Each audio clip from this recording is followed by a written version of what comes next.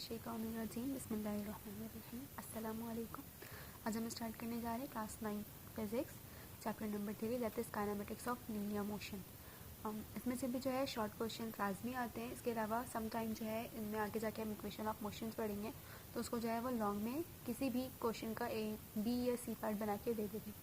तो हम इसको स्टार्ट करते हैं। सबसे पहले जो है हम देखते हैं यहाँ पे हमारे पास जो हमारे चैप्टर का नाम है kinematics end of linear motion. पहले हम पढ़ते हैं काइनेमेटिक्स होता क्या है।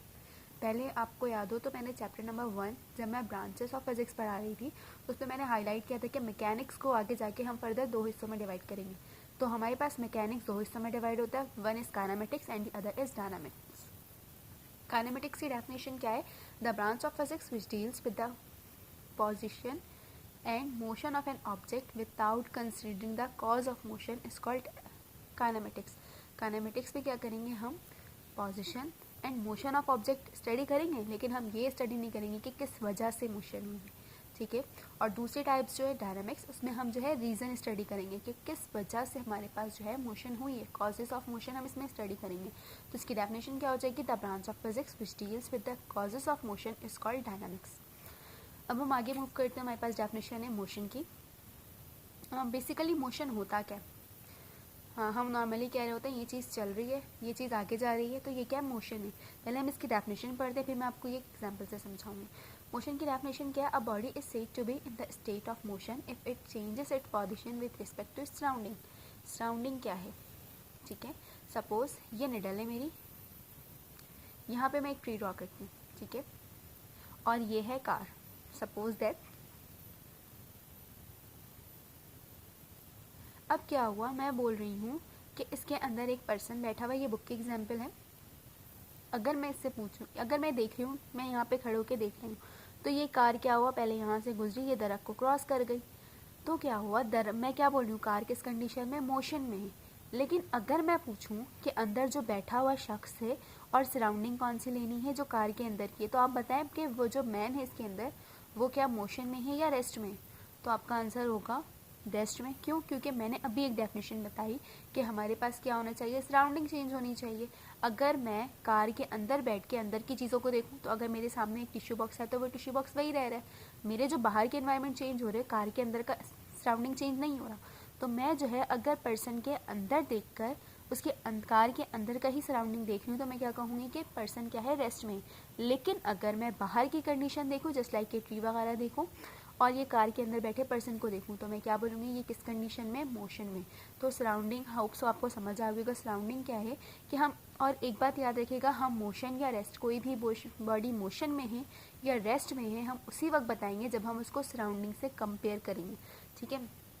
अब हम आते हैं रेस्ट की डेफिनेशन पे। तो रेस्ट की डेफिनेशन क्या है? A body is said to be in the state of rest if it doesn't change its position with respect to surrounding. अगर हमारे पास बॉडी अपने सराउंडिंग के हिसाब से अपनी पोजीशन चेंज नहीं करेगी, तो हम उसको क्या कहेंगे, वो कहाँ है? रेस्ट में। जैसे मैंने अभी यहाँ पे एग्जाम्पल दी थी कि यहाँ पे जो अंदर पर्सन बैठा हुआ है और अगर कार के अंदर की सराउंडिंग है, तो ये किस में है? रेस्ट कंडीशन में। अभी हमने मोशन की डेफिनेशन पढ़ी, अब हम क्या करते हैं, इसकी टाइप्स पढ़ते हैं। हमारे पास टाइप्स ऑफ मोशन कितनी है? 3 है। ट्रांसलेटरी, जिसका दूसरा नाम है लीनियर मोशन, रोटेटरी, जिसका दूसरा नाम है सर्कुलेटरी मोशन, वाइब्रेटरी, जिसका दूसरा नाम है ऑसिलेटरी मोशन। तो मोशन को हमने 3 अलग अलग पार्ट्स में डिवाइड किया, इसके टाइप्स है मोशन के। तो आइए हम स्टार्ट करते हैं पहले ट्रांसलेटरी और linear motion. The type of motion in which a body moves in a straight line और a curve path is called linear motion. हमारे पास क्या हो कि बॉडी या तो स्ट्रेट लाइन में मूव करे या फिर कर्व पाथ में मूव करे।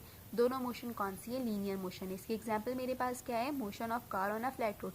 अच्छा, आपको जो ये सारी चीज़ें मैं बता रही हूँ, आप अपनी बुक खोल के देखिएगा, आपकी टेक्स्ट बुक में एज इट इज़ सारी चीज़ें लिखी हुई हैं।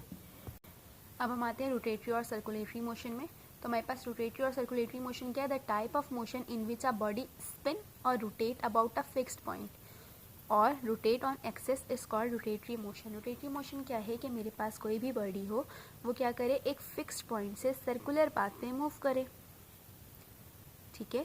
एक लोकल से एग्जांपल है, हमारे पास जो गन्ने का शरबत जिस पे बन रहा होता है, उसकी जो मशीन होती है वो क्या होती है, हम देखें तो वो एक बड़ी सी विला एक स्ट्रक्चर होती है, वो मूव कर रही होती है, ठीक है। या फिर हम कोई कार देखें तो क्या होता है, कार में जो व्हील होती है वो सेंटर से फिक्स्ड होती है और साइड साइड से वो रोटेट कर रही होती है। तो हमने यहाँ पे यही पढ़ा है कि कोई भी बॉडी स्पिन या रोटेट करे एक फिक्स्ड पॉइंट के अराउंड। तो इसको मैं क्या कहूँगी, ये कौन सी टाइप ऑफ मोशन है, रोटेटरी या फिर सर्कुलेटरी। सर्कुलेटरी सर्कल से निकला है, ये अपनी एक सर्कल कंप्लीट कर रही है, इसलिए हम इसको क्या बोलते हैं, सर्कुलेटरी मोशन। अच्छा, इसकी एग्जाम्पल है हमारे पास मोशन ऑफ अ व्हील।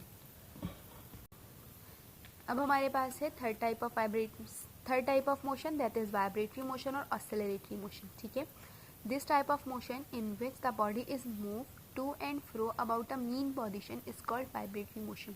अच्छा, पहले आप टू एंड फ्रो समझ लें और फिर मीन पोजिशन। मेरे पास सपोज एक पेंडुलम की एग्जाम्पल लेते हैं हम। ठीक है, पेंडुलम क्या होता है हमारे पास, ये एक बॉब लगा हुआ होगा, ये रॉप होगी और किसी भी एक सरफेस से ये फिक्स्ड होगा, टाइट होगा।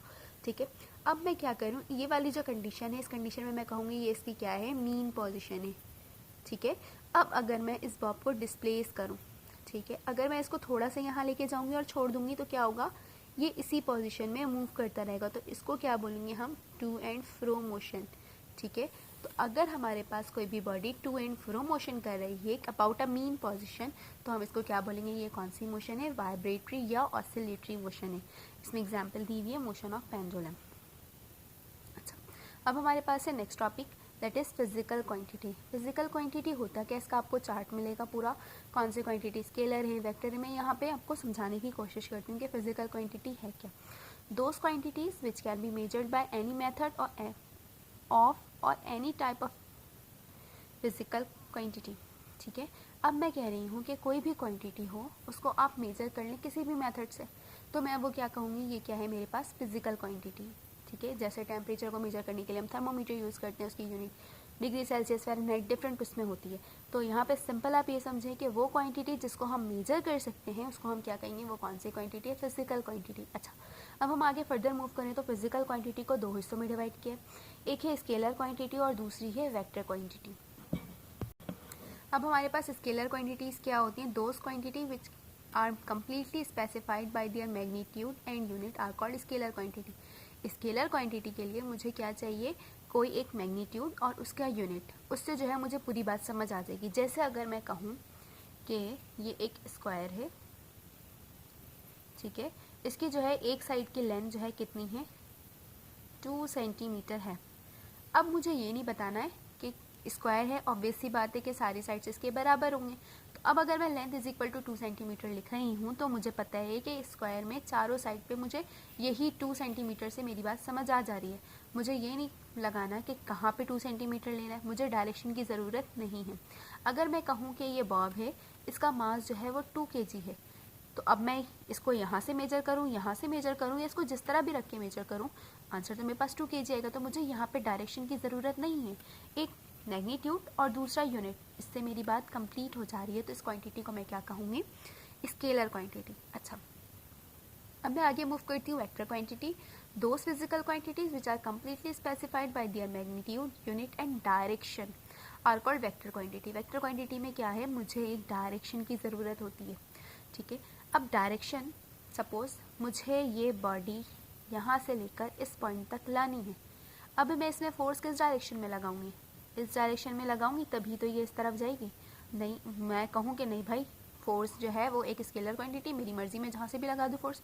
अगर मैं यहाँ से फोर्स लगाऊंगी तो क्या होगा, मेरे डिजायर्ड पॉइंट से ये दूर जाता जाएगा। तो मुझे फोर्स लगाने के लिए अगर मुझे कोई कहेगा कि इतनी न्यूटन फोर्स लगाओ, भाई फोर्स किस तरफ लगानी मैं उनसे पूछूंगी। तो यहाँ पे ये जो है फोर्स वो क्या है, वेक्टर क्वांटिटी है, सिर्फ मैग्नीट्यूड और यूनिट से बात नहीं बननी। अगर कोई मुझे कह रहा है 2 न्यूटन की फोर्स लगाओ, तो मैं पूछूंगी भाई किस डायरेक्शन में लगानी है। तो ये जो मैं डायरेक्शन पूछ रही हूँ ये किस में आ जाएगा, वेक्टर क्वांटिटी में। इसके एग्जाम्पल है हमारे पास फोर्स, वेट, एक्सेलरेशन, etc। अच्छा, अब हमारे पास जो है डिफरेंट डेफिनेशंस आएंगी, फिर जो है उस डेफिनेशंस की जो फर्दर टाइप्स होंगी, जैसे अभी हमने वो पढ़ा है मोशन और उसकी टाइप्स, वैसे ही जो है अब मैं स्टार्ट कर रही हूँ डेफिनेशन, दैट इज डिस्टेंस। ठीक है, the space covered by a body from one point to another point is known as distance. एक पॉइंट से दूसरे पॉइंट तक जो भी डिस्टेंस कवर होगा या जो भी स्पेस कवर होगा उसको मैं क्या कहूँगी, डिस्टेंस। अच्छा, अब अगर मुझे कहीं पर डिस्टेंस लिखना है तो मैं इसको किस तरह लिखूंगे, सिंबल हम किस तरह रिप्रेजेंट करेंगे उसको, it is denoted by S और डी। ठीक है, इसकी यूनिट क्या होती है, मीटर। डिस्टेंस कहीं पे भी होगा हम उसको कैसे मेजर करेंगे, मीटर में। क्वांटिटी क्या है, it is a scalar quantity. Scalar quantity ये है कि मुझे डिस्टेंस में ये नहीं बताना कि किस डायरेक्शन में मूव करना है, मुझे ये मैग्नीट्यूड और यूनिट से ही समझ आ जाएगी कि ये जो है स्केलर क्वांटिटी। पूरी बात मुझे यूनिट और मैग्नीट्यूड से समझ आ जानी है। अच्छा, अब हम इसको कैलकुलेट कैसे कर सकते हैं? It can be written as s is equal to v into t. देखिए आपकी बुक में ये सारी बातें लिखी हुई हैं, लेकिन बहुत कॉम्प्लिकेटेड फॉर्म में। मैंने उसमें से सिंपल चीज़ें, देखिए बुक पढ़नी है, हर हाल में बुक पढ़नी है आपको, क्योंकि वो आपका कोर्स का हिस्सा है। लेकिन मैं उसमें से चीज़ें इस तरह कोशिश करती हूँ कि आसान करके समझाऊँ, आपको पूरी बात समझ आ जाए। बुक में ये सारी चीज़ें आप प्लीज़ एक दफ़ा बुक को गो थ्रू कर लीजिएगा। अच्छा, यहाँ तक बात समझ आ गई कि हम डिस्टेंस को कैसे निकालेंगे। S is equal to v into t. अब ये वी क्या है, ये टी क्या है? टी जो है हमें टाइम को रिप्रेजेंट करता है, वी क्या है, वेलोसिटी को रिप्रेजेंट करता है, वेलोसिटी या स्पीड। यहाँ पे डिस्टेंस की बात हो रही हो तो ये क्या होगा, स्पीड होगा। अब मैं आगे मूव करती हूँ। That is next definition is displacement. Displacement क्या है? The distance covered by a body in a specific direction. अब अगर मेरे पास डिस्टेंस कवर हो, लेकिन क्या हो, एक स्पेसिफिक डायरेक्शन में हो, मुझे बता दे कि आपको यहाँ से यहाँ तक जाना है, एक स्पेसिफिक डायरेक्शन बता दें, तो मैं इसको क्या कहूँगी, ये क्या है, डिस्प्लेसमेंट है। ठीक है, इसका सिंबल क्या होता है, एस और डी। अच्छा, एस और डी के ऊपर एरो हेड। ये एरो हेड हमें क्या रिप्रेजेंट करता है, ये कौन सी क्वांटिटी है, वेक्टर क्वांटिटी। तो आप यहाँ देखेंगे it is a vector quantity. अच्छा, इसकी यूनिट क्या होती है, इट्स यूनिट इज मीटर।